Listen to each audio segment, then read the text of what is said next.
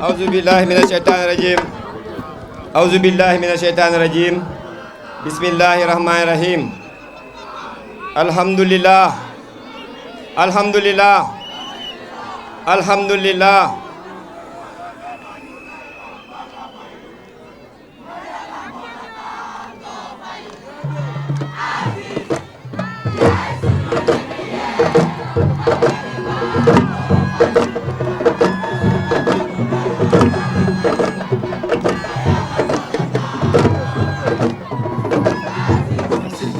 Merci, merci, merci, merci, merci.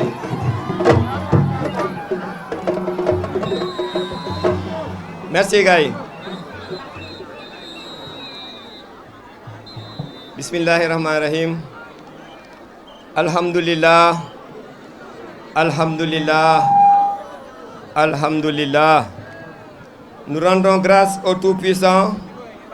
de nous avoir permis de mener une campagne électorale dans la paix et la sérénité. Après avoir remercié nos parents,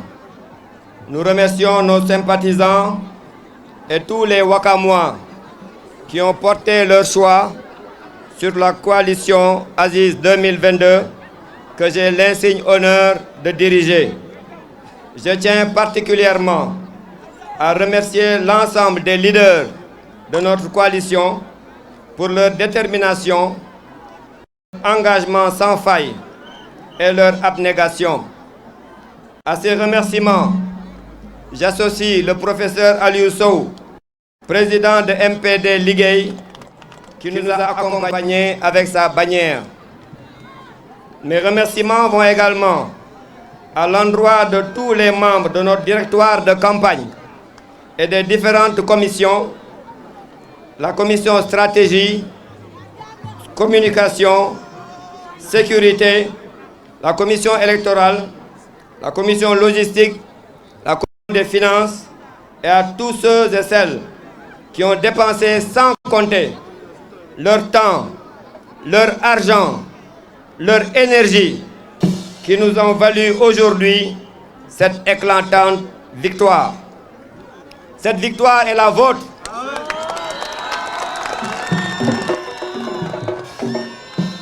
Ce 23 janvier, Wakam s'est prononcé massivement pour le changement. Il ne s'agira pas seulement de une page, mais bien de changer de registre, de changer notre commune. En effet, durant la campagne, nous avons sillonné Wakam,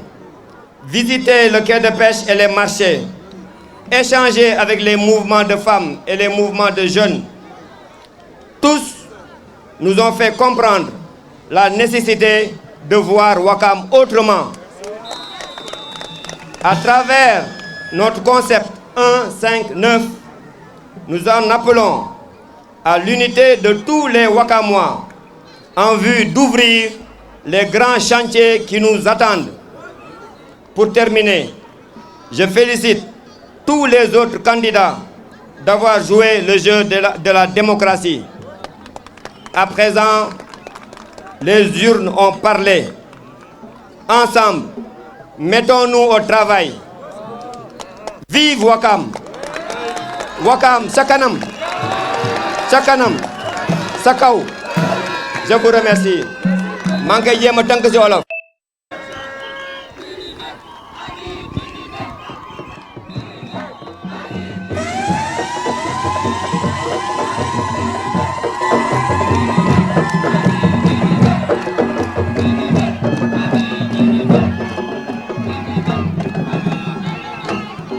Jërëjëf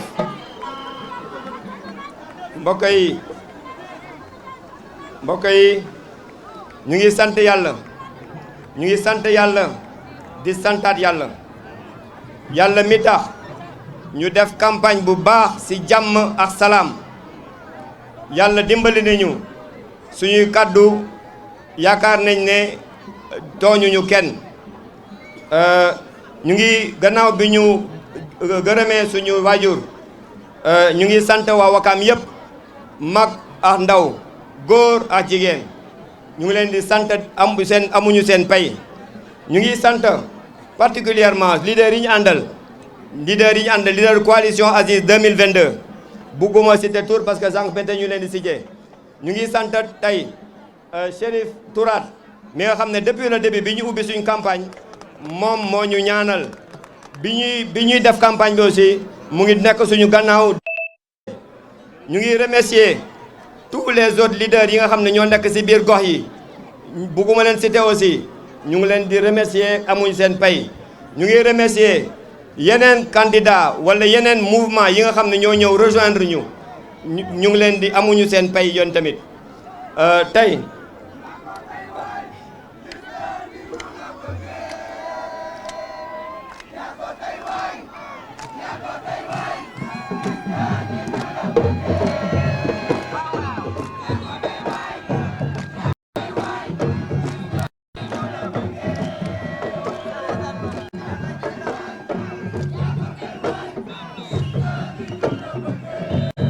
merci jërëjëf alors ñu ngi remercier aussi suñ directoire de campagne laay wax sax parce que directoire de campagne bi dafa am ñu Samba Kandji moo ko jiite mais dafa am ñu bari ñu nekk ci gannaawam ñoo xam ne dañoo yeneen commission communication yëpp vraiment commission stratégie commission des finances commission électorale ñoom ñëpp ñu ngi bàyyi guddeex bëccëg ñu ngi nekkoon siège ñenn ñi foofu la ñuy fanaan vraiment ñu ngi leen di gërëm di leen remercier amuñu seen pay ñu ngi gërëm aussi ñi nekkoon ci waañ wi dafa am ñoo xam ne vraiment dañ bàyyi seen kër bàyyi seen waajur bàyyi seen lépp ñëw toggal ñu ci waañ wi di ñu ci añ reer pendant toute la durée de la campagne ñu ngi leen di gërëm di leen sant.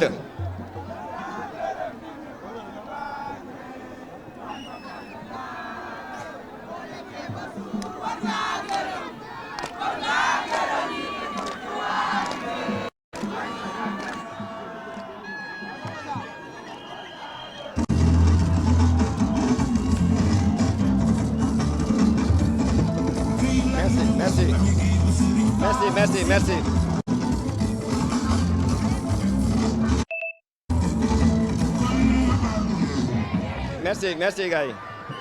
merci. Alors ñu ngi gërëm aussi dafa am ñu bari ñuy jàppale parce que fii dañ naan kenn fayu ñu effectivement du kenn kuñ jox ay 5000 10 000 mais dafa am ñu ñuy jàppale ci xaalis pour ñu mën a def campagne bi ci jàmm ak salaam ñoo yor oto yi indi seen oto indi ñoo fay les spécimens yi imprimerie yooyu yëpp vraiment ñu ngi leen di gërëm di leen sant tous les sympathisants yi nga xam ne ñoo ñu doon jàppale bàyyi seen lépp ñu ngi leen di gërëm di leen sant alors te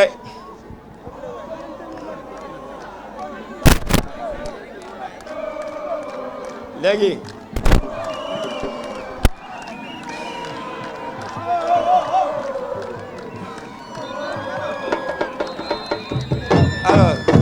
alors tey